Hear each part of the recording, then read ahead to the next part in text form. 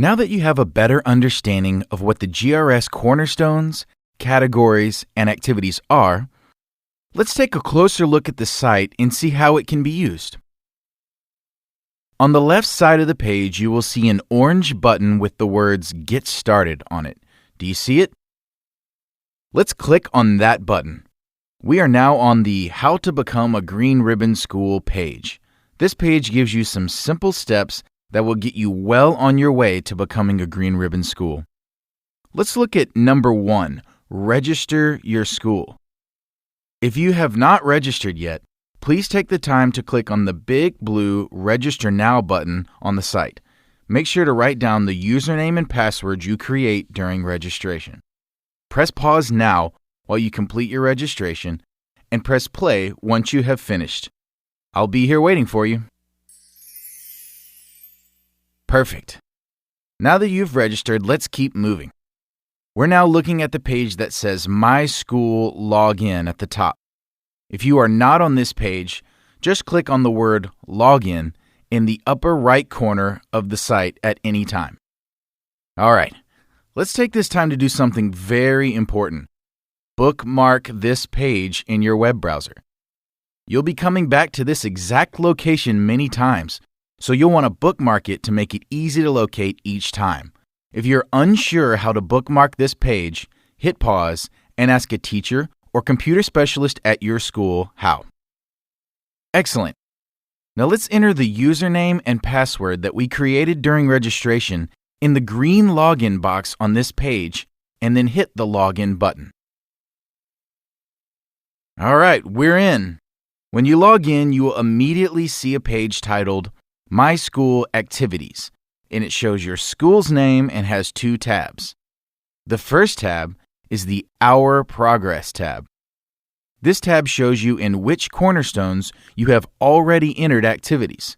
It will also tell you in which cornerstones you'll still need to enter activities in order to become a Green Ribbon School. The next tab is the Activities Detail tab. This tab will list out all of the activities you enter for all 4 cornerstones. Think of it as the place you can come to see the big picture of all the work that you've done. And while we're here, let's see who else might be registered for the GRS program at your school. In the left navigation bar, after clicking on the My School button, you will see the choices for Our Activities and Our Team. Click on Our Team. You can now see all of the registered users at your school. If you do not see anyone listed under the team leaders, please be sure to talk to a teacher or an administrator, such as a principal, at your school about registering. Phew! Okay, so now you're getting more familiar with the site. So let's give you a few more pieces of information and show you a couple more places on the site that may come in handy for you. First, let's go to the Resources area by clicking on the big green Resources button in the left navigation bar. This is a fantastic area of the site. It holds all the activity ideas and resources for all 4 cornerstones in one place. By clicking on a cornerstone within the Resources page, you can see all of the suggested activity ideas and resources for that cornerstone. Feel free to click around and start collecting lots of ideas for activities that your school might want to do. Also in the left navigation bar, just under the Resources button, is a button labeled Involved Schools. This page will show you a list of all of the schools that are participating in the GRS program. In the 2010-2011 school year, schools will actually have the ability to network and chat with each other on the site. How cool is that, right? You'll be able to ask another school for advice on maybe how they did an activity, or you might even want to mentor a school with some younger students. Let's travel back to the top right corner of the site. Earlier, we saw the option to click Log In here. Now that we are logged in, we see the option to log out. Don't click that just yet. We have a couple more things we want to see. To the right of Logout, you see a quick link to your My School page. To the right of that, a link to the FAQs. Should you have a question about the program or the site, click on the FAQ link and read through the frequently asked questions to see if your question has already been answered. Now, if you don't see your question listed, please feel free to contact us. At the bottom of every page, you'll see links for Contact Us and About. So let's click on the Contact Us link right now. We have several different emails available for you to use when you want to contact us. Be sure to use the correct email address for your issues so that we can respond as quickly as possible. One email address that I want to point out specifically on this page is the email address for providing Green Ribbon School program feedback. All right, now that email address is grsfeedback@4empowerment.com. Use this email address to tell us what you like and don't like, suggest changes to the site of the program, or offer us some activity ideas. This is your program, so tell us how we can make it better. And finally, click on the About link at the bottom of the page.